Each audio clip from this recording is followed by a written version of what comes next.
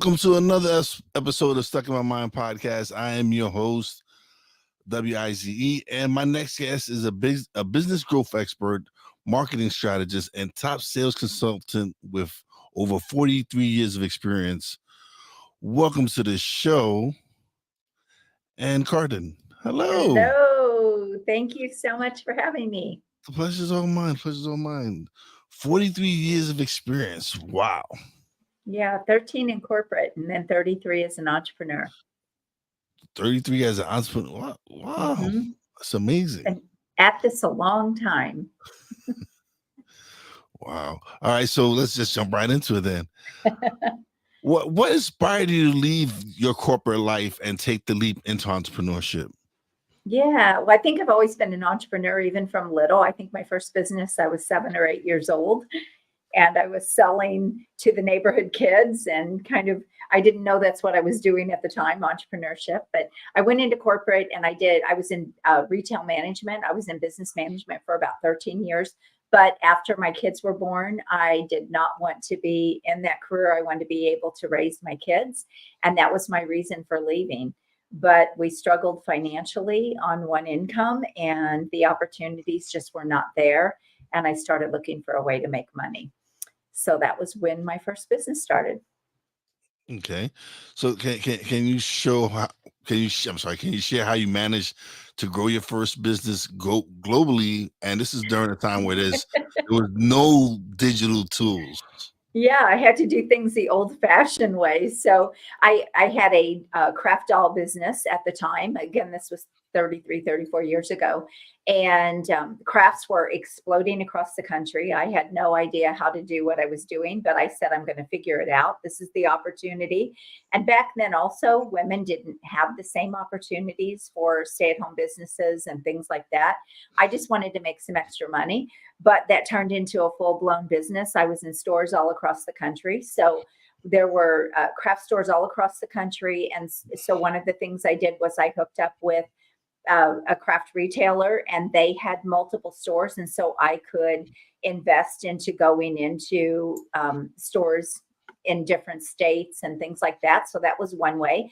But then also I advertised in an international magazine.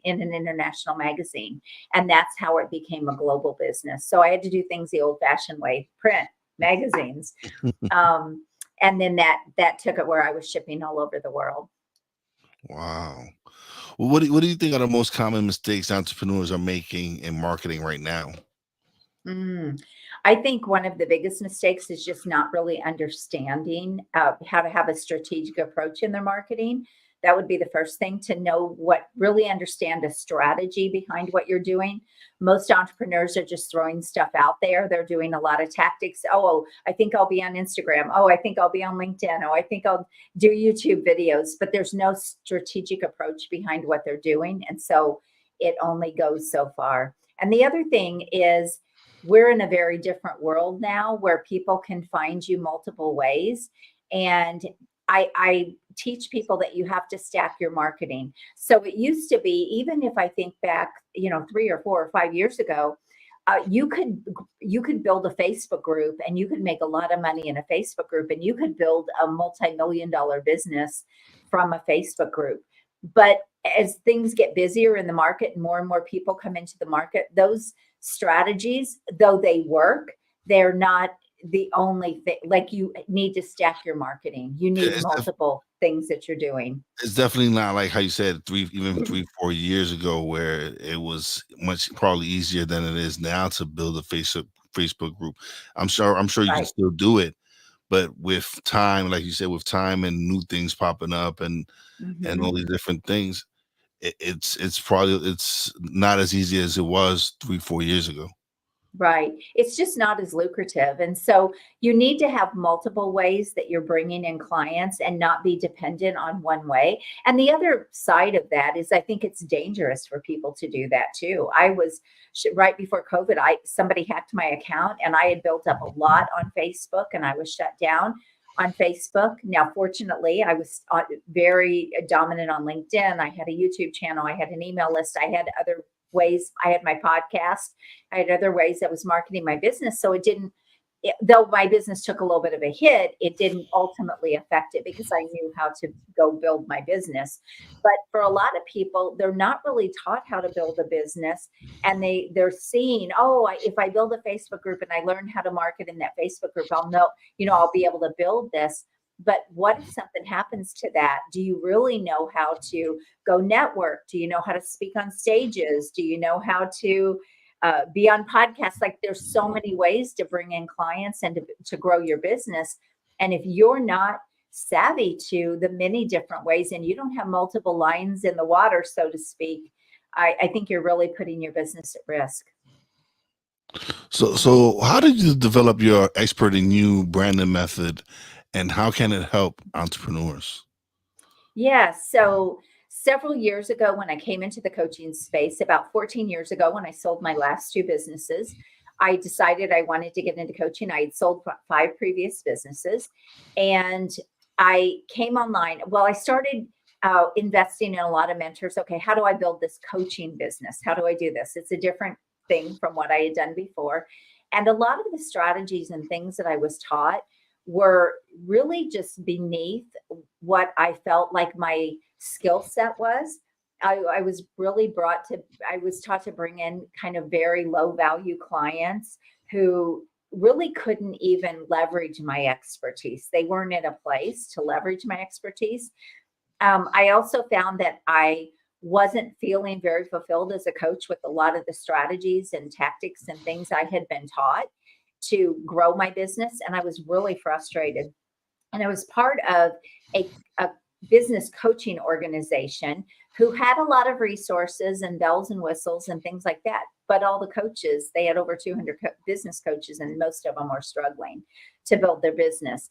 And I was to a place in my business where even though I was at 6 figures, I kept hitting that ceiling. I kept thinking, I cannot seem to get beyond this low 6-figure range in my coaching business. And I know what I'm doing. Like, I'm helping people make hundreds of thousands of dollars and millions of dollars in their business. I know what I'm doing, but what is going on in my business? And so I took a step back and I figured it out. And this coaching organization was kind of like spotlighting me, and, oh, look what Ann's doing. I mean, I was having weeks that were what most people's annual salaries were, and they were like, well, look what Ann's doing. And so coaches started coming to me. But when I would say to them, what was your expertise before you got into business coaching? There was a total disconnect from, like, it was like they just bought into this coaching organization with the idea that they would become a business coach. But a lot of them had never run a business or had never owned a business. And I just found that to be really scary, actually, to be really honest. And so I would say, for example, if someone said, well, I did a lot in sales, but I've never owned a business, but I won awards in sales. I've done a lot in sales. I said, why are you just not building your business around sales? Like, build that. I mean, there's such a need for that in the market. And so I started helping these coaches, and I realized I was building this company's business. And so I took a step back and I said, you know what?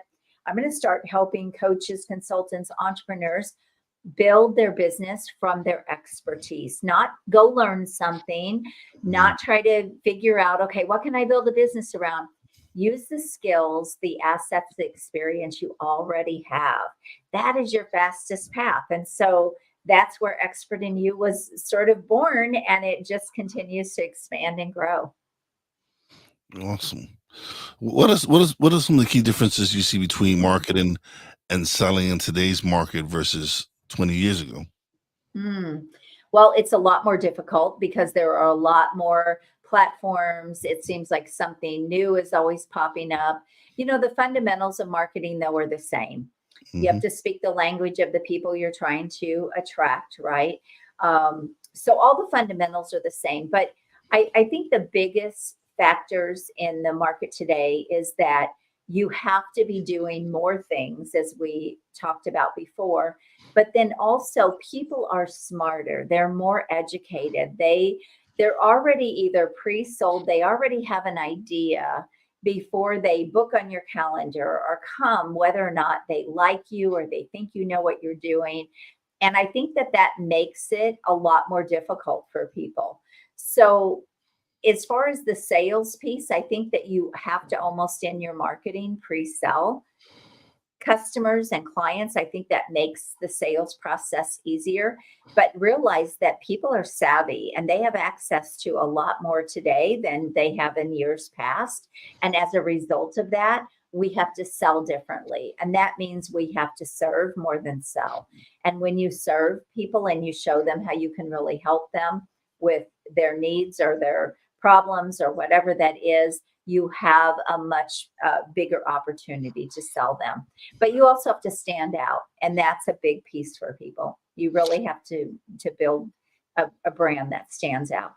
And how can small business and coaches identify their unique value proposition in the crowded market? Yeah, it's actually hard to do it for yourself, as I struggled with, really figuring out what is the value that you can bring to the marketplace.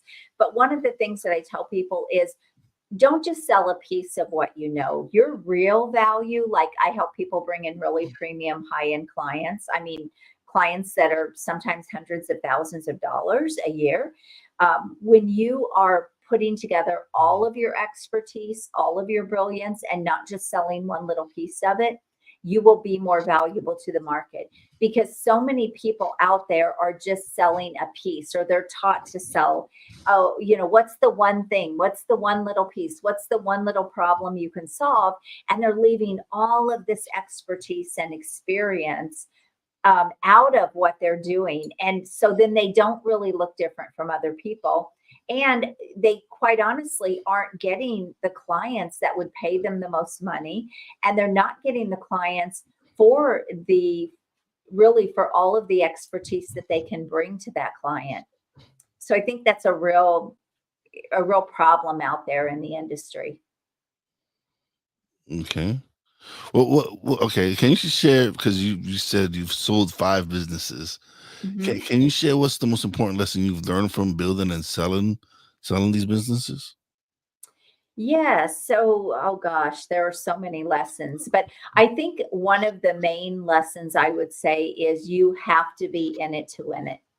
One of the things that I always did in all of my businesses was I always looked to how can I be at the top of my industry? How can I be at the top of my game? How can I be well known?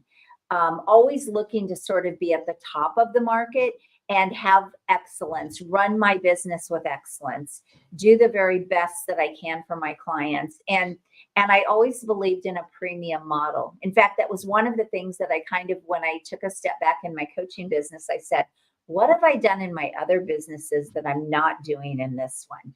And that was that I was not offering premium services and working with higher level clients. And that has served me well. And I've also used that model in hundreds of other businesses and 80 different types of businesses. So that model works across the board. But a lot of people are out there with the volume, they're selling low and they're trying to get a lot of volume.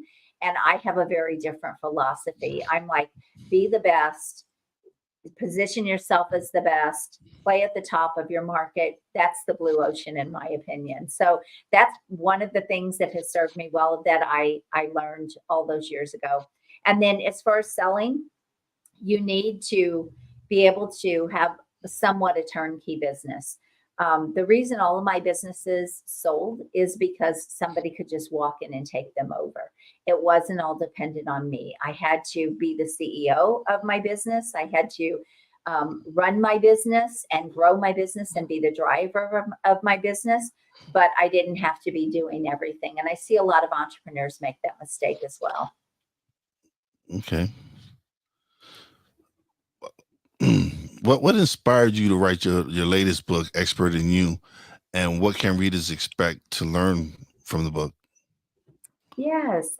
So that book was written when I made the decision to kind of launch this brand. Okay. And I wrote that book. It's build a lucrative and impactful coaching and consulting business from your expertise. Although anybody could really build a business from their expertise, but it's really a great blueprint for getting started. I talk about being a premium business, playing at the higher end, and I share a lot of the mistakes I made in my coaching business. But it takes you from really startup. It goes into the marketing piece, it goes into the sales piece, and then I even get into the financial piece in the back of the book. And I talk about the different phases of business, but then also kind of get into understanding profitability, cash flow. So it's a great blueprint for someone who is really wanting to get started in this type of an industry or professional services. Well, what was one of the first mistakes you made when starting your business? I think one of the first things is realizing that I couldn't do it all. And I finally had to let go of control. That's a big one for people. They don't want to let go of control. It's like nobody can do it as well as I can do it, right? And that was me when I first started that first craft doll business. I was making all the dolls. They were my designs. They were, it was my handiwork. But I quickly realized if I want to expand this and grow this, I need to get help. And I hired a lot of other moms that helped me in that business. I had a lot of people coming and going from my home. I was basically running a manufacturing company out of my home 30 something years ago. But the other thing is I also impacted other families. So not only did it change our family financially and make an impact in our family, I was able to help other people do that too, because I employed them. And so that's something that I realized too with business. I feel like if we've been called to business, we've been called to bigger things, and business has allowed me to sort of build wealth that I never would have had doing something else or working a job. And so I'm just really a believer that if you take the right actions in business and you think bigger, you have big opportunities, but you can impact so many more people than just trying to be a one-man show or do your business as an income. I feel like, why would you want to ever do this as an income? You can go, the hours that you put in as an entrepreneur, you can go work for somebody and make more money. Well, how can entrepreneurs leverage media and branding to increase their visibility? Yeah, I think, oh gosh, there's so many ways today. I'm doing it right now with you, Will. Yes, you are. Yes, and I have my podcast. I have my own podcast. I just launched a magazine, so getting into publications is a great way. Also to leverage media, getting on, television, speaking, even virtually with using all of the online platforms we have can be media. And so just really owning that and leveraging live streaming and all the tools that we have available today. Oh my gosh, I never had any of those when I first started. It's just such a gold mine for people. But YouTube, everybody needs to be doing it. And all of that is media. That's all part of it. What made you want to start a magazine? Is it a digital magazine or is it It's both. It's both? Okay. Yeah, well, so the print is really for the people that are in it. So I started the magazine. One of the things I help people do, because I'm helping them build really high-end premium influential businesses and bring in the best clients. Some of the things that we do is help them really build up their media presence, get those marketing assets in place, and really stand out in their industry and in their niche. And I started the magazine to build on my Expert in You brand, but it also gives me a media platform for my clients. So I can feature my clients in the magazine, and then we get copies printed and they can have and it's a really beautiful magazine. We're just getting ready to do the second edition, so it's brand new. But they have a beautifully printed magazine that they can share with a potential client, or maybe they want to speak on a stage and they can send that to someone that could book them for a stage. So there's a lot of ways to leverage media. And it also is digital as well. And then I use it, I monetize it, I use it for my clients, and then also I'm building an email list with it as well. So it's multi-purpose, and I also have advertisers. So there's a lot of ways that it's being leveraged to build on my brand. Okay. What what are some common barriers you notice that prevent businesses from scaling? Not Again, not letting go of control. That's a big one. Okay. Doing tasks that they don't need to be doing. Staying focused on driving the business, driving the revenue, continuing to grow themselves. That's a big one. With every phase of business, your skill set has to level up. You have to learn new skills. And a lot of people don't realize this. It's why a lot of times we see somebody build a business to maybe even several $1,000,000, but the business outgrows them. They're not ready for that CEO position. They don't know how to take it any further. And so you have to realize with every phase, there is something new that you have to learn, and you have to step into leadership as you begin building a team, and you have to know how to manage people. And so if you don't understand that with business, it's all of those things along the way. Any of those things could stop you from being able to scale. Systems, that's another one as well, but people and systems. Yeah. What role does mindset play in the success of entrepreneurs, and how can one develop a winning mindset? Oh my goodness. So winning mindset, I you have to be committed 150%, not 100%, 150%. You have to be consistent. You show up every day. One of the things I tell people all the time, because mostly I work online now with people, I don't really work in person with people anymore, unless they come to a retreat or something like that. But one of the things I tell coaches, consultants, professional entrepreneurs, I said, if you had a brick and mortar business, because many of mine were, four of my businesses were brick and mortar, I said, would you be treating it the same way if you had to go in every day, unlock the doors, show up, pay the bills, pay the staff, pay the electric, all of those things? Would you be, and take care of the customers, would you be running your business the same way? Because now you've got all of this overhead. And one of the things that I have seen with people online is they don't treat it like that. If they had, when I had brick and mortar businesses, for example, I had to sign 6 and 7 year leases on those buildings, and for thousands of dollars a month. And most people would be afraid to do that. And most people are afraid to invest a few $100s into their business.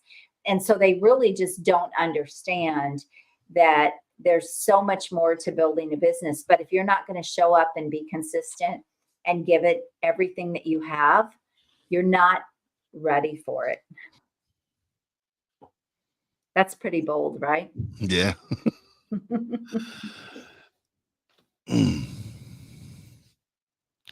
So, like we said, you've been doing this for so many years. Showing my age. How has things evolved through for you throughout your career, and what tactics do you recommend more today?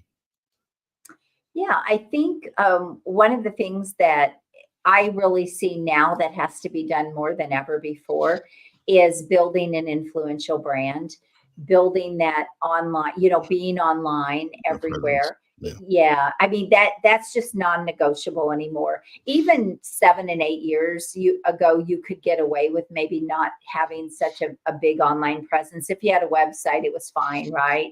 And you could be a little bit online. Now it's just non-negotiable. I think you're almost non-existent if you do not build a strong online presence and really have a great digital footprint. I think you're only going to go so far in your business. So it's been a game changer, though. Yeah, that's some. It's a. I've challenged myself to a 90-day challenge, which I'm already day 30 now. And it was me making sure that I post at least one piece of content daily, Mm-hmm. and it was just something that I know I hadn't been done. I was slacking on posting content and posting clips and all this other stuff. So I Mm-hmm. challenged myself. I said, listen, let's do that. Let's do this for 90 days and see how it goes. And it's been actually pretty good, going pretty well for Mm-hmm. me as far as people get the views and the people watching more clips and everything and everything on every platform that I'm posting on, numbers that I've never seen before on these Mm-hmm. platforms. And it's because because I'm really truly being like, I was consistent with Mm-hmm. releasing my podcast, yes, Mm-hmm. but was I consistent in promoting it? Probably not. Yeah. Not as I was as producing, making the show and putting it out, Mm-hmm. but promoting it, I lacked in that. And so this was me just challenging myself to promote it Mm-hmm. much more than what I was, and it's paying off. It really is Yeah. paying off, and like I said, views are going up, downloads are going up, and it's because of, like you said, making your building your brand awareness, Yeah. and letting people know that you're out And there. it's going to be out there forever. And it's like a flywheel. It builds momentum. Yeah. And the other thing with that, Will, too, is people don't take people seriously that aren't consistent. um, Part of building a strong brand is the consistency. I've had people come to me and book on my calendar and want to work with me, and they say, because Ann, I just you're so consistent. Like, I just don't see that from a lot of people, and that's really something to take notice of, because people are not consistent, so they don't look like a serious business. It would be, just think of it this way, well, it would be very much like you have a brick and mortar business. Some days you open the door and some days you There you don't. go. And it's the same thing. And people don't think about it like that, but it truly is the same thing. Yeah, absolutely. All right. We spoke that one already. Okay. Well, Well, and one thing I just want to share with that too, yes. if you don't mind, is think about all this stuff that you're doing. You're building your storefront. You're building, right, so that people know about you, and you're building that storefront. And so, you don't, again, if you don't continue to do that, you go away, you become irrelevant in the market. It's like you've closed your doors, you've locked your doors.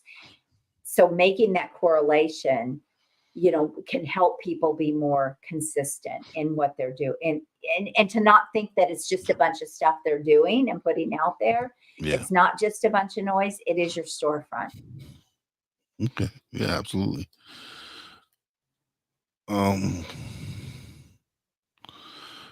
Okay. Well, What good. And advice for entrepreneurs who want to pivot or expand their business offerings? that is a great question. One of the things that I talk about a lot and that I believe in and do, it's not the only way. There are many, many ways to expand, but I have found one of the simplest ways to expand is to take your core business and expand out from that. So if you can create or build revenue streams off of your core business, it's going to make it simpler. I see a lot of entrepreneurs that start multiple businesses and they're all disconnected. That means you need multiple marketing, you need multiple, maybe even teams. They're all sort of disconnected, which means you're running, different businesses. But if you can take your core business and you can build products and services off of that, and you can do it in a way where you don't have to do the work or even be the driver, like it's just a natural flow out, you can really build something a lot bigger, which is really my expert in you brand, for example, that you ask about the magazine. That is such a natural fit. My podcast is such a natural fit. So we do podcasting services for people, but I have a team that does it. I don't do it, but I do get a revenue share if my clients want to start their podcast and we want to launch that. If they want to write a book, I'm helping them build their influence. If they want a book, we can do their book for them. We can write their book for them, but I don't do it. I have a team that Team. does it. And so I have revenue streams coming in multiple ways. If my clients need some sort of a system, I'm affiliate partners. I have affiliate partnerships with different systems that I use in my business that I know my clients will use. And those are all revenue streams. And so I've built multiple revenue streams in my business, but I don't have to do much with most of them. They're already a natural fit to what I'm out there doing. So that's one way that I like to teach people to build their business, because you can stay small and boutique that way, but you can build to a lot of revenue. But that's not the only way. There are obviously lots of ways to expand. You can invest in businesses. You can, invest in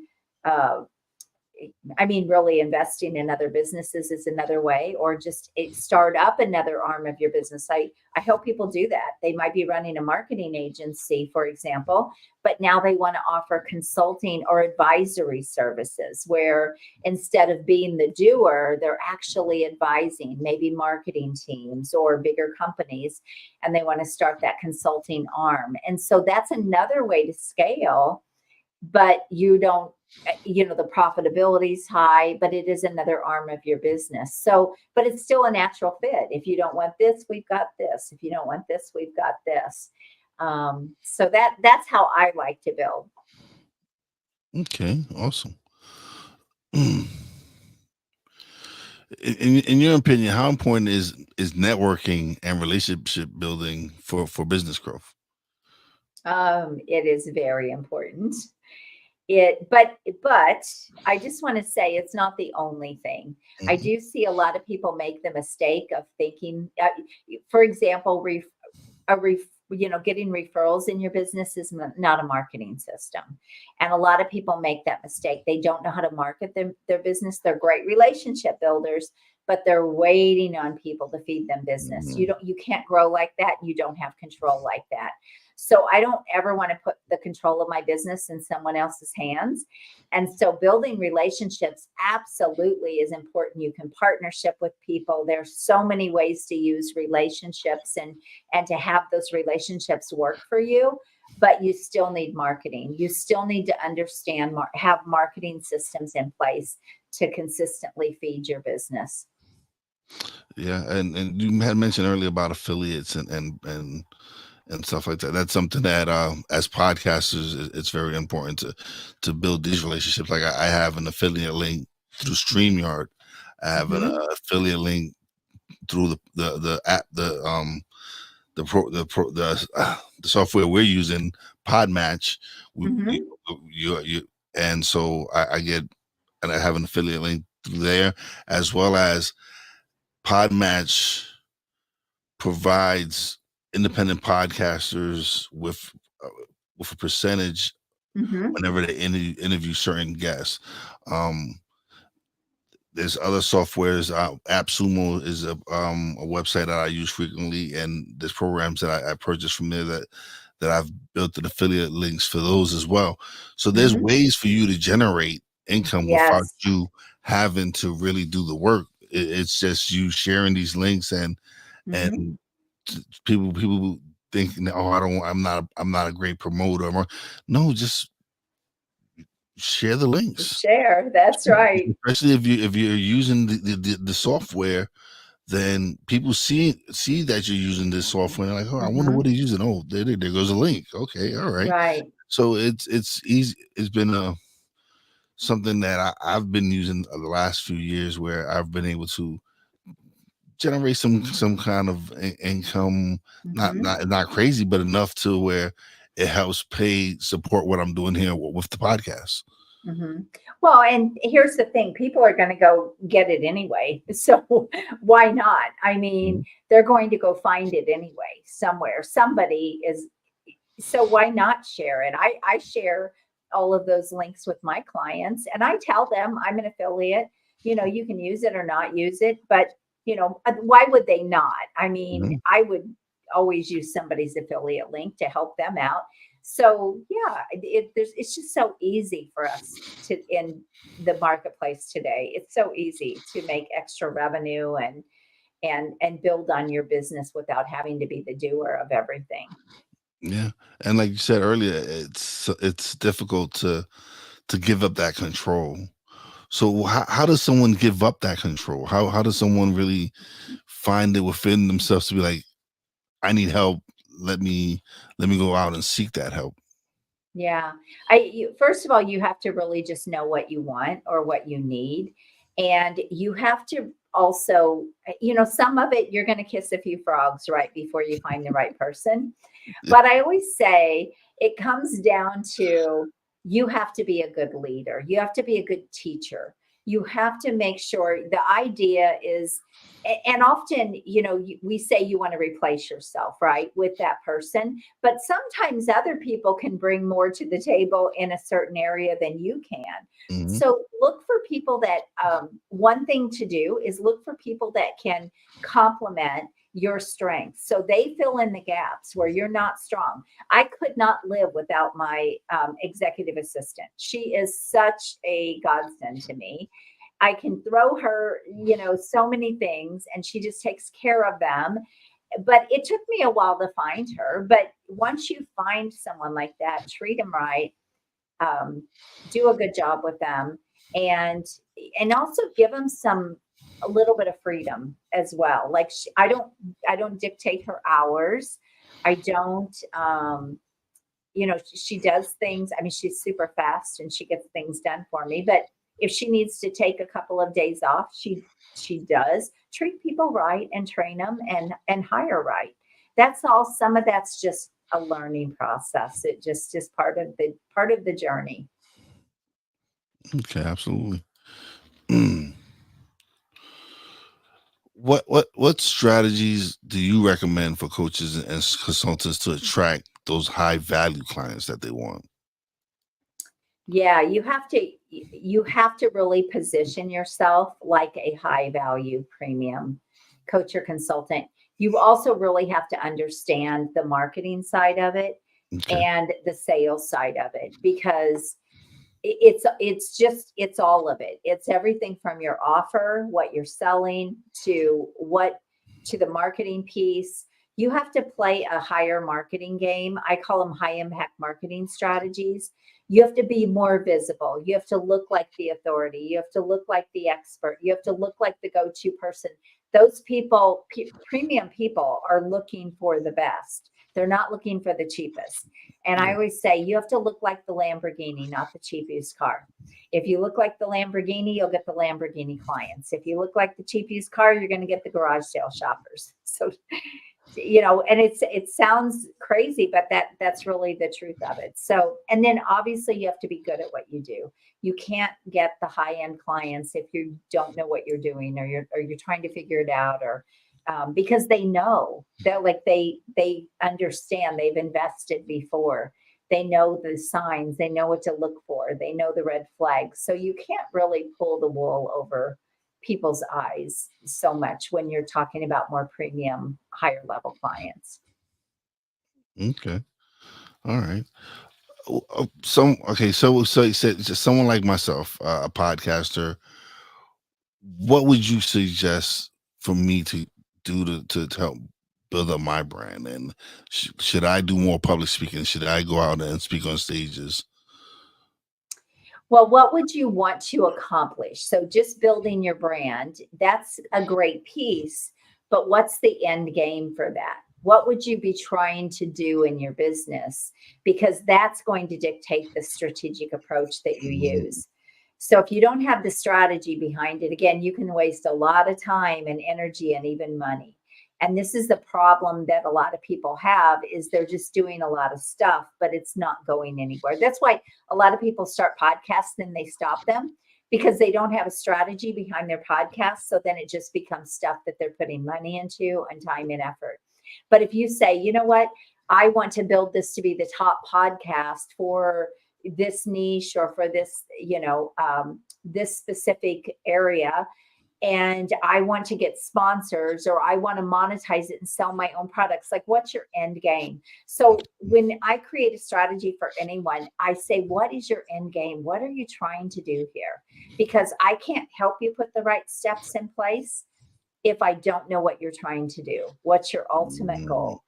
And so you have to start there. So I don't know the answer to that because I don't know what would be right for you. Okay. No, That fair makes enough. sense? Yeah, it does. It does. Fair enough. This has been wonderful. Thank you so much for being such a wonderful guest. Now it's come to the time where you get the solo screen and you get to plug away, let everybody know where they can find the book, where they can find you, everything. Okay, well, thank you. Thank you so much. So yes, if you are interested in anything that I talked about today, getting higher end clients, really building that premium influential brand, maybe you're interested in being in my magazine, you can book a call with me at acarden.com.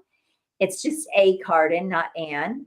And you can also go to my website at annlcarden.com. But my books are on Amazon. They're also on my website.